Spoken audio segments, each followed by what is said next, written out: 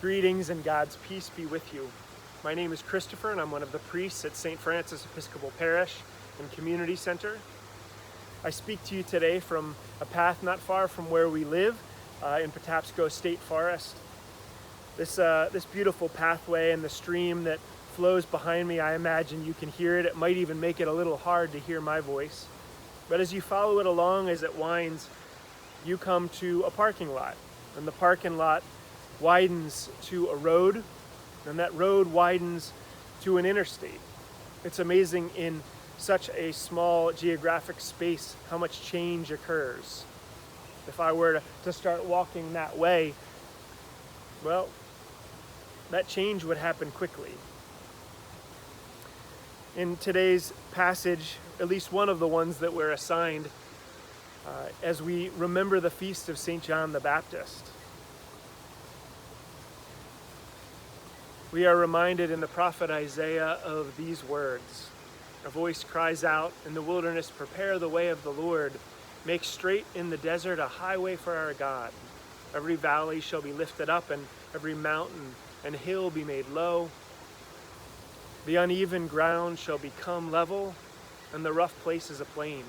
And the glory of the Lord shall be revealed, and all people shall see it together, for the mouth of the Lord has spoken." There's elements of this passage that I really love. But as someone that really loves being outside in nature, I don't really like the idea of paving pathways through the natural world. I much prefer wooded paths to paved highways. But of course, in the prophet Isaiah's time and Jesus' time, many, many years after that, the concept of a highway was quite different than what we understand it today. As we continue this journey together as St. Francis Episcopal Parish and Community Center, I am delighted to be serving this new role among you as Co-Rector with the Reverend Dr. Amy Slaughter-Myers. It's been wonderful to have a chance to talk with many of you over the last few days, to hear your questions, your concerns, but also to hear the support that you feel and the excitement that you are experiencing as God continues to guide us forward. One of our elders that spoke wanted to make sure that I heard that he and his family were delighted by this change and were really excited by it, and they saw a widening path before us, a highway set out, and I loved to hear that image. And then when I stumbled upon it in the reading for today, it really got my attention. While I don't necessarily love driving on a highway, I did love hearing that enthusiasm and the excitement. I also know that I love being out in the wilderness, and I love the imagery of a wilderness road. I think that as we continue this journey, whether it's along a highway or a wilderness path, I know that God is with us, and I'm glad to be with you on this journey.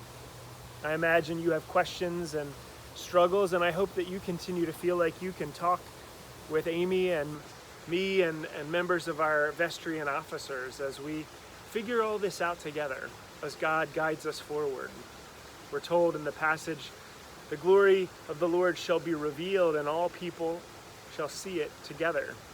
Now, I don't presume that the glory of the Lord will be revealed in every aspect of our common lives together, but I do love when we get glimpses of how God is at work in our lives, individually and collectively. And there are powerful things that God is doing. I'm grateful to be on this journey with you, and I'm grateful for all of the gifts that God gives us, the ways that we're called to share them, and the ways that as we walk along this wilderness road together, or this paved highway, however you experience it, that we do this together, that God is with us, and that we are moving forward, one step at a time. Thanks for being on this walk with me. Thank you for the ways that you give of yourself. I look forward to the journey that we have ahead. Christ's peace be with you.